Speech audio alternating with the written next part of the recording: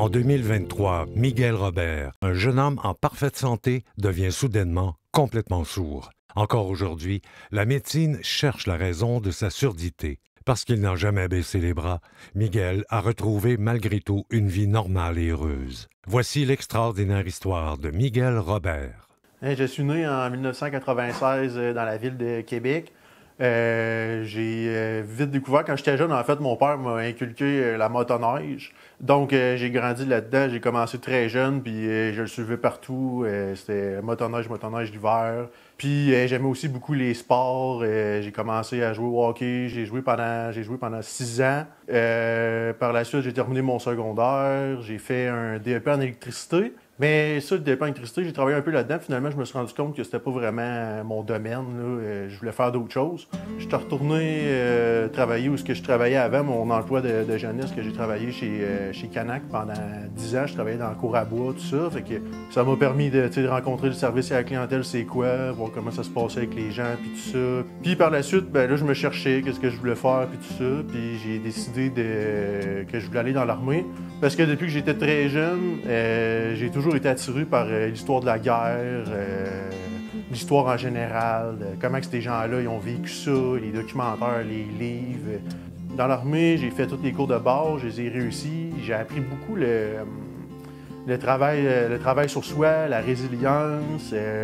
Ça m'a permis de voir des limites de mon corps que je connaissais pas. T'sais. Ça m'a permis d'apprendre à me connaître, puis de voir jusqu'où notre corps était capable d'aller, puis que des fois, on se dit, j'en ai plus, mais finalement, il reste tout le temps un peu d'énergie là, au fond de soi. Donc, j'ai été dans l'armée environ 1 an et demi. Puis par la suite, j'ai décidé de quitter les forces parce que ça me convenait pas tout à fait là, dans ce que je voulais faire. J'ai été faire un DEP pour obtenir ma classe 1 pour conduire des vannes puis tous les gros véhicules. Par la suite, j'ai travaillé un peu sur les boom trucks au Canac. Je faisais la livraison sur les chantiers puis tout ça. Puis par la suite, je suis rentré à la Ville de Québec, là où je suis depuis maintenant 3 ans. Donc, je travaille à la Ville de Québec. Ça fait quelques mois que je suis là, ça doit faire 4-5 mois. Puis il y a un collègue de travail qui a décidé de partir une ligue pour jouer au hockey, là, une ligue de garage amical, puis tout ça, pour jouer avec les intergarages avec les gens dans les autres arrondissements. Puis ben là, moi, ça fait 10 ans que j'ai pas joué au hockey, puis ça me manque. Fait que j'ai dit, crime, c'est l'opportunité rêvée de recommencer à jouer. Fait que là, je m'en vais jouer un premier match, puis je me rends compte que la forme est plus trop présente. Fait que je me dis, ouais, ça serait une bonne idée que je retourne au gym, ben, que j'y aille en fait, puis que je me mette en forme. Fait que de là, ça en est suivi. Ça faisait un bon 3 mois que j'y allais 4 fois par semaine. Puis je voyais des bonnes différences, ça s'améliorait tout ça. Puis là, ça faisait 3 mois que j'étais au gym.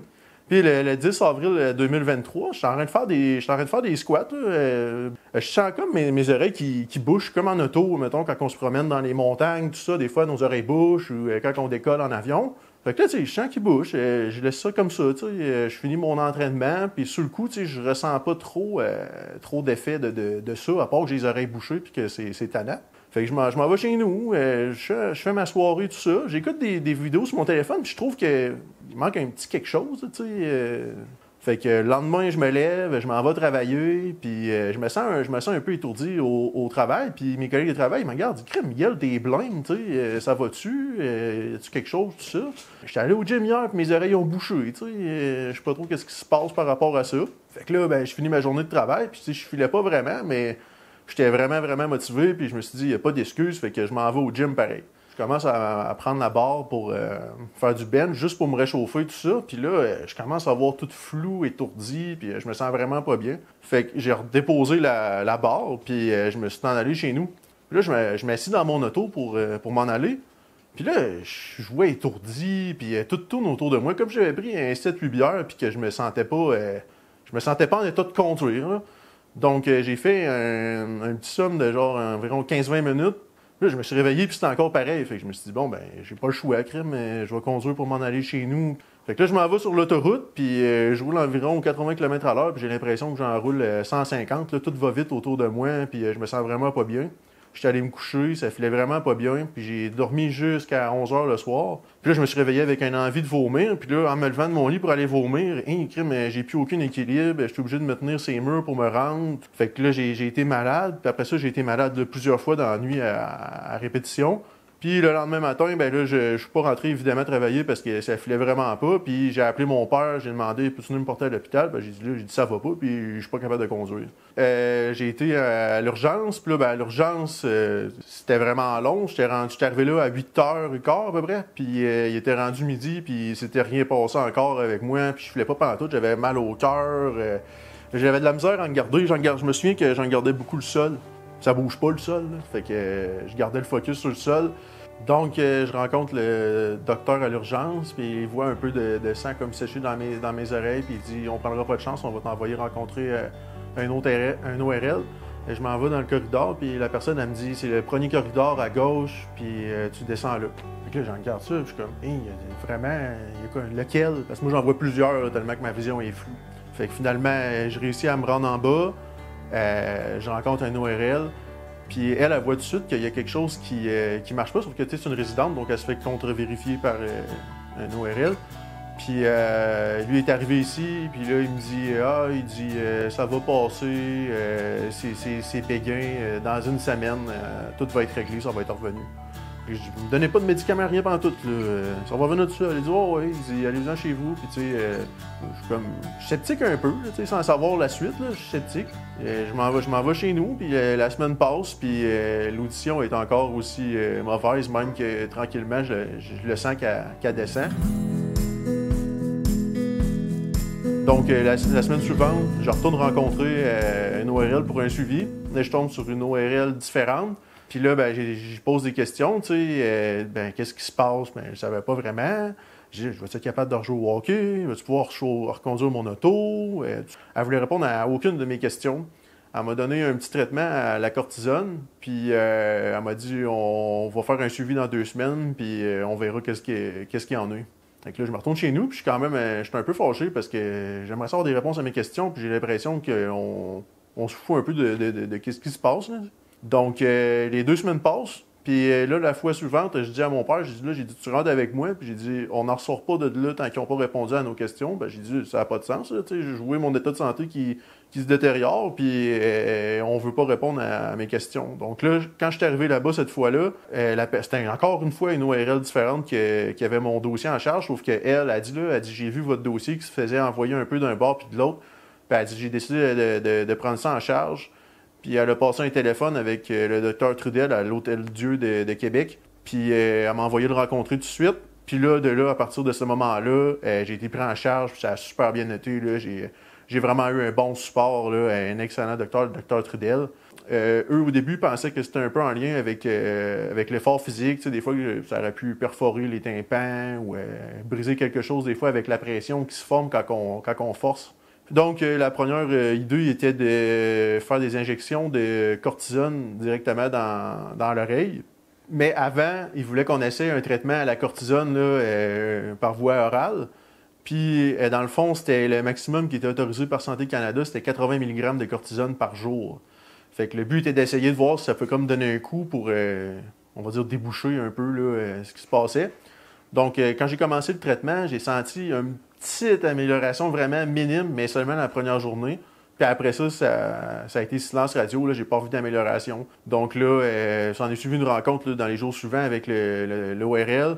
On a décidé d'arrêter la médication, possiblement de faire l'injection de cortisone. Fait que ça, c'était le jeudi. Puis là, moi, dans la fin de semaine, là, je sens mon audition là, qui descend vraiment, vraiment beaucoup. Puis je le ressens pas juste dans mon audition, je le ressens aussi parce que mon équilibre descend en même temps. Parce que les deux sont reliés ensemble dans la cochlée. Donc là, je sens mon audition qui descend, puis ben, je me tiens beaucoup plus ces murs. Assuré que j'en suis venu être obligé de marcher avec une canne pendant 1 mois, le temps que mon corps s'habitue là, à ces changements-là, parce que ça va beaucoup trop vite comparativement à une personne âgée qui perd son audition graduellement en vieillissant. Le corps a le temps de s'adapter. Sauf que moi, c'était trop drastique pour que mon corps ait le temps de s'habituer.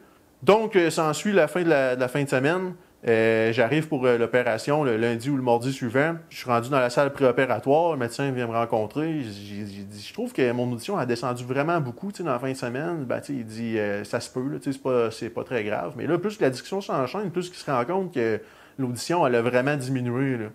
Fait que c'en est venu qu'il a décidé d'arrêter l'opération. Il a passé des téléphones avec d'autres ORL de la région, puis tout ça, puis il est revenu me voir, puis il a dit on le fera pas là, on sait pas qu'est-ce qui se passe.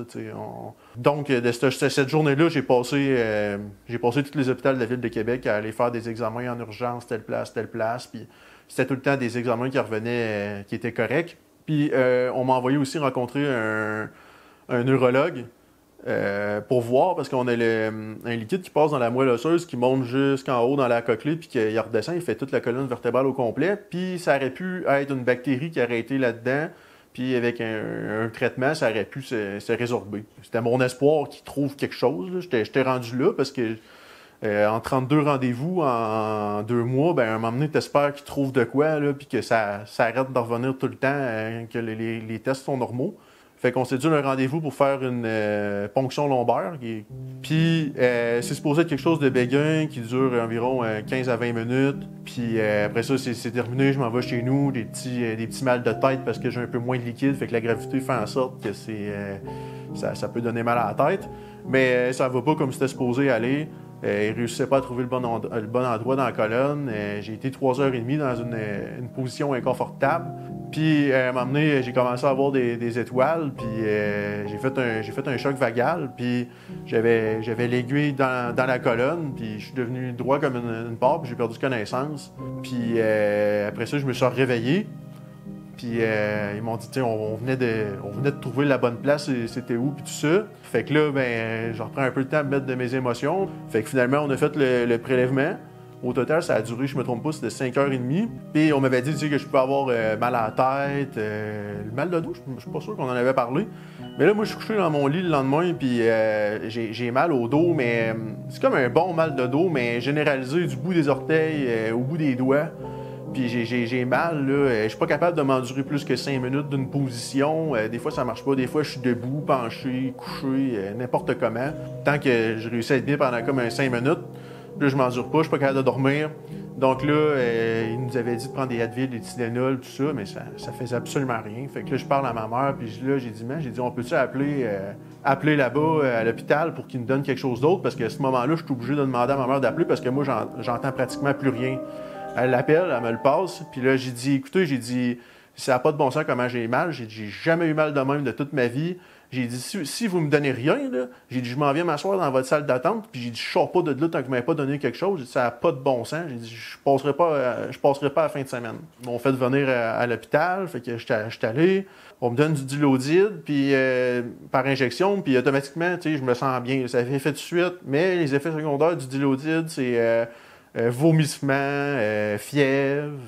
Tellement chanceux que j'ai tout eu. J'ai tout eu les effets secondaires. Donc, j'étais arrivé chez nous, puis là, ben, j'étais malade, j'avais mal au dos. Il n'y avait rien qui marchait, donc on m'a prescrit d'autres antidouleurs que là, ça a fait du bien à ce moment-là. Mais j'ai été une bonne semaine là, que j'étais vraiment pas capable de faire grand-chose. Puis même le mal de tête, je pense que ça a duré jusqu'à un certain 2 semaines là, facilement. Là.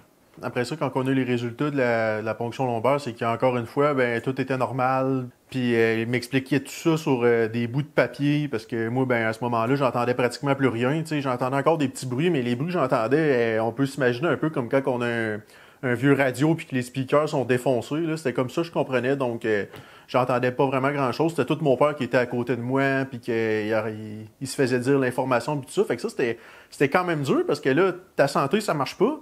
Puis tu as des rendez-vous avec des gens qui s'occupent de toi. C'est toi le principal concerné. Puis tu comprends absolument rien de ce qu'ils te disent. Ils m'écrivent les grandes lignes sur des feuilles, sur des bouts de papier, mais c'est jamais comme quand tu l'entends, puis tu te le fais expliquer directement.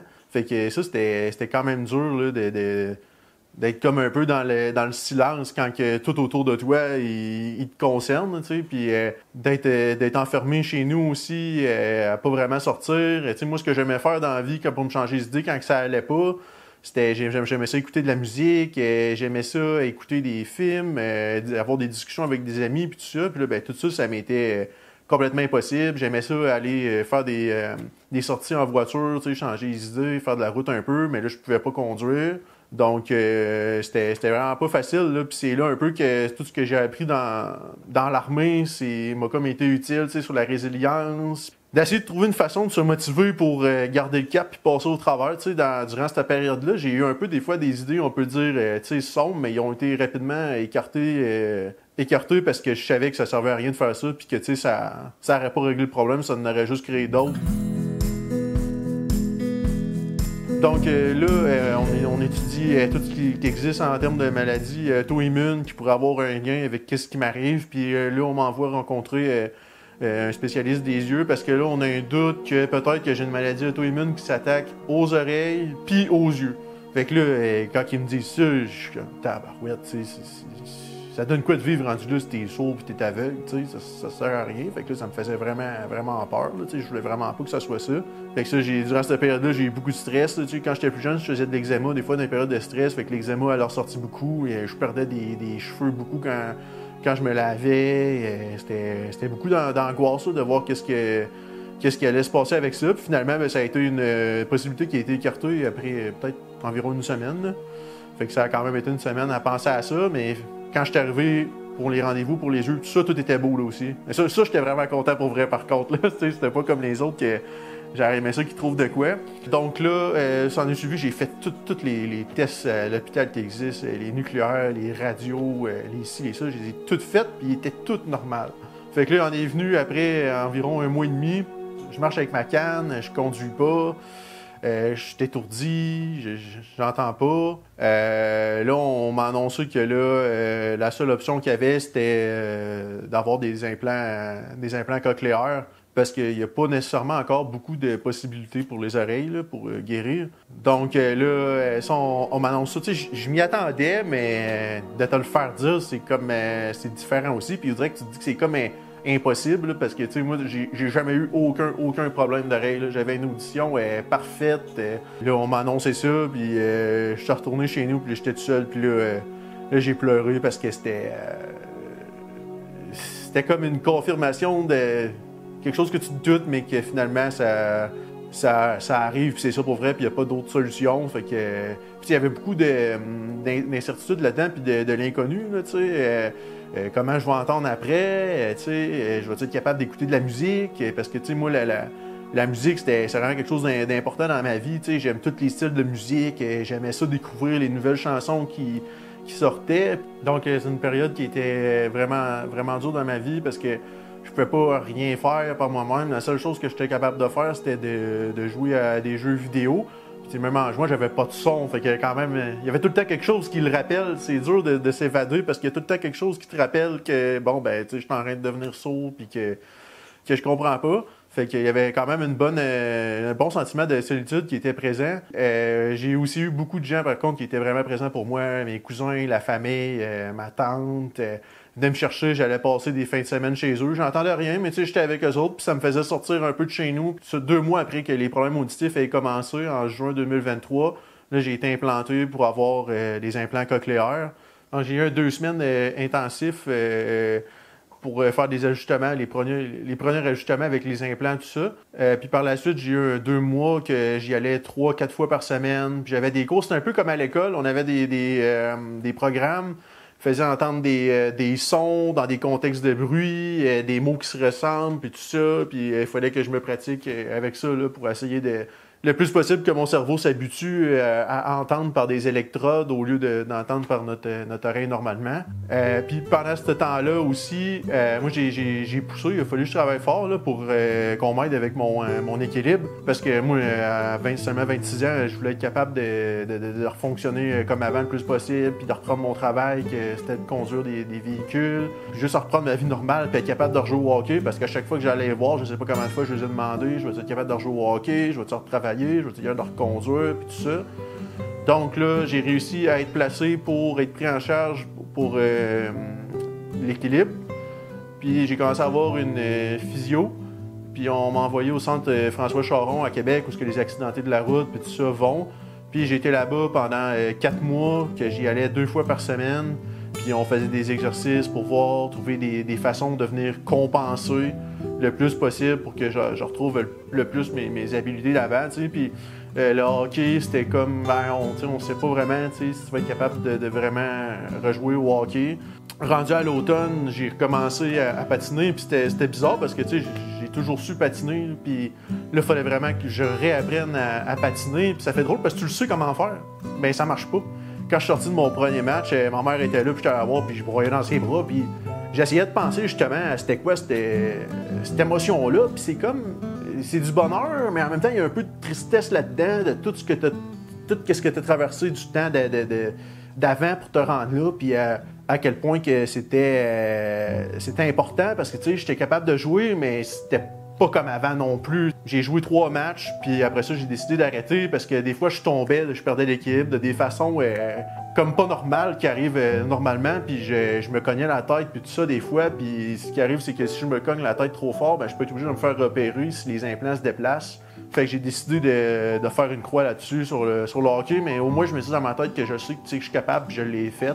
Fait que j'ai mis tous mes efforts dans le gym parce que tout le temps que je pouvais rien faire chez nous, je me disais que, tu sais, quand je vais pouvoir recommencer à m'entraîner, je vais aller au gym, puis, tu sais, j'arrêterai jamais pour toutes les fois parce que j'aurais voulu y aller puis que je pouvais pas. Fait que là, ça fait 1 an et demi là, que je vais au gym à toutes les semaines, puis je me mets en forme avec ça parce que c'est un des sports que je le ressens le moins, ma nouvelle condition en lien avec l'équilibre tout ça. J'ai recommencé à travailler aussi. Ça a pris 7 mois. J'ai recommencé avec un retour au travail progressif. Ça a duré 2 mois de m'acclimater tranquillement, de reconduire, de retravailler. Puis au début, je trouvais ça, c'était dur sur l'orgueil parce que j'allais travailler une demi-journée puis j'étais brûlé comme si j'en avais travaillé 12 dans la journée. Les gens à mon travail ont été très, très compréhensifs puis ils m'ont aidé beaucoup là, avec un retour au travail. Tu sais, j'ai jamais senti de pression de la part de l'employeur. Fait que ça, c'était bien aussi de savoir que j'avais leur soutien. Là. Aujourd'hui, mon audition n'est pas nécessairement parfaite. Là, je sais que je n'entends pas exactement comme avant, sauf que des fois, j'ai des moments que j'entends quelque chose, je me dis, crème, mon cerveau le sait tout de suite. C'est comme si ça me revenait puis que je le savais que là, j'entendais comme que j'entendais avant. Je suis capable d'apprécier la musique dans mes appareils. C'est un peu plus dur avec la nouvelle musique, mais en général, ça va bien. Dans les situations de bruit, restaurant, tout ça, c'est plus difficile. Mais tu sais, au moins, ça me permet d'être capable de travailler, ça me permet d'être capable de vivre, de conduire, j'ai pas de difficultés. Ça me permet encore de repousser mes limites. Cette épreuve-là, en fait, ça fait travailler beaucoup, puis travailler sur moi. Il y a quelque chose c'est sûr qu'un jour, j'aimerais ça le savoir, c'est qu'est-ce qui s'est passé. Parce qu'ils n'ont jamais rien trouvé. La théorie qu'ils ont, c'est que j'aurais une maladie auto-immune qui s'attaque seulement aux oreilles. Ou sinon, l'autre possibilité, c'est en ce moment, il y aurait des études en lien avec le vaccin de la COVID puis des problèmes auditifs. Vas-tu le savoir un jour s'il y a vraiment un lien là-dessus? Je ne sais pas. Mais sinon, je garde quand même toujours espoir en la médecine parce que les implants cochléaires, ça fait quand même longtemps que ça existe, puis la médecine, ça évolue constamment, puis il n'y a rien qui dit qu'un jour, ils ne trouveront pas quelque chose qui va permettre de rentendre comme avant. Je garde espoir, puis j'essaie de rester positif là-dedans, puis j'essaie constamment de repousser mes limites pour me dépasser, puis de faire un peu comme avant que ça arrive. Je voulais être la meilleure version de moi-même, puis c'est encore ça que je travaille avec ces nouvelles choses-là. J'essaie de m'adapter, puis de trouver des façons que ça soit mieux. Sans ses appareils auditifs, Miguel Robert n'entend toujours pas. Cependant, ce triste événement lui a permis de trouver du positif dans tous les aspects de sa vie et à se connaître davantage. Doté d'une grande sensibilité envers autrui, il est encore plus empathique aujourd'hui. Il garde espoir qu'il entendra naturellement à nouveau. C'est ça la vie.